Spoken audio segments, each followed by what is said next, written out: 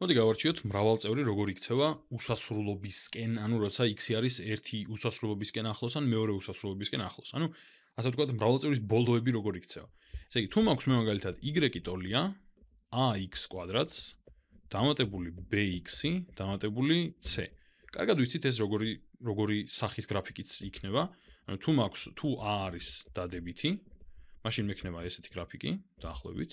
ანუ ბოლოები ორივე მიდის უსასრულობაში და თუ a არის, ანუ დადებითი უსასრულობა, ხო? თუ a არის უარყოფითი, მაშინ პირიქით ამოყირავებული იქნება ეს პარაბოლა და ორივე ბოლო მიდის უარყოფითი უსასრულობისკენ. ესე იგი, ასე იქცევა კვადრატული მრავალწევრი, როცა უსასრულობაში მიდის x-ი ან ერთი მიმართულებით, ან მეორე მიმართულებით. ეხლა, თუ მაქვს y-ი, ოღონდ მესამე ხარისხის მრავალწევრია, ვთქვათ, ax კუბს პლუს bx კვადრატს პლუს cx პლუს d. აი ესე. მაშინ ესეც გვინახავს, რომ როცა a არის დადებითი, თავიდან უსასრულობიდან ამოდის ეს ფუნქცია, მერე შუაში რაღაცებს აკეთებს და მერე ისევ აგრძელებს უსასრულობისკენ წასვლას. ანუ უარყოფითი უსასრულობიდან დადებითი უსასრულობისკენ მიდის. და პირიქით, თუ a არის ეს დადებითი, ხო? თუ a არის უარყოფითი, მაშინ პირიქით იწყებს დადებითი უსასრულობიდან წამოსვლას, შუაში რაღაცებს აკეთებს და მერე ისევ აგრძელებს უარყოფითი უსასრულობისკენ სვლას. ესე იგი, საინტერესო ის არის, რომ აი აქ შუაში, აი აქ სადღაც აი ამ ინტერვალში რაღაცებს აკეთებს ფუნქცია, მაგრამ ბოლოებს თუ დაუკვირდებით, კვადრატული ფუნქციის ბოლოები მიდის უსასრულობისკენ, დადებითი უსასრულობისკენ, როცა კოეფიციენტი დადებითია და უარყოფითისკენ, როცა უარყოფითია. და კუბური განტოლების შემთხვევაში, კუბური მრავალწევრის შემთხვევაში, შუაში ისევ რაღაცები ხდება, არ უყურებთ ახლა მაგას ამ შემთხვევაში და ბოლოები იქცევა ასე. როცა დადებითი არის კუბური წევრის კოეფიციენტი, როცა დადებითია, მაშინ მინუსიდან ამოდის და პლუსისკენ მიდის, როცა უარყოფითია, პლუსიდან იწყებს და მინუსისკენ მიდის. ეხლა, მოდი ამის მიხედვით მოდი დავუკვირდეთ მეოთხე ხარისხი როგორ მოიქცევა. ესე იგი, ax მეოთხე პლუს bx მესამე პლუს cx მეორე პლუს dx-ი პლუს მოდი ეს არ დავწერ, f იყოს. e ხო კონკრეტული რიცხვიცაა და მაინც დამაბნეველი რომ არ იყოს. ახლა დავუკვირდეთ. ესე იგი, ყველაზე წამყვანი აქ არის მეოთხე ხარისხი, ხო? როცა x არის ძალიან უარყოფითი რიცხვი, ანუ ძალიან დიდი მოდულის მქონე უარყოფითი რიცხვი. მაშინ ამ გამოსახულებაში ყველას დაჯაბნის, ასე ვთქვათ, ax მეოთხე. და ამიტომ გამოდის, რომ როცა a დადებითია, უბრალოდ ყველა მთელი ეს წევრი იქნება დადებითი, იმიტომ რომ დადებითი გამრავლდება ძალიან დიდი უარყოფითი რიცხვის მეოთხე ხარისხზე. ესე იგი, მექნება ძალიან დიდი დადებითი რიცხვი. და ამიტომ დადებითი უსასრულობიდან წამოვა ეს გრაფიკი. მერე შუაში არ ვიცი რას გააკეთებს, მაგრამ ვიცი რომ როცა ძალიან დადებითია x-ი, ისევ და ისევ ეს ფუნქცია იქნება ძალიან დადებითი. ეს წევრი იქნება ძალიან დიდი დადებითი რიცხვი.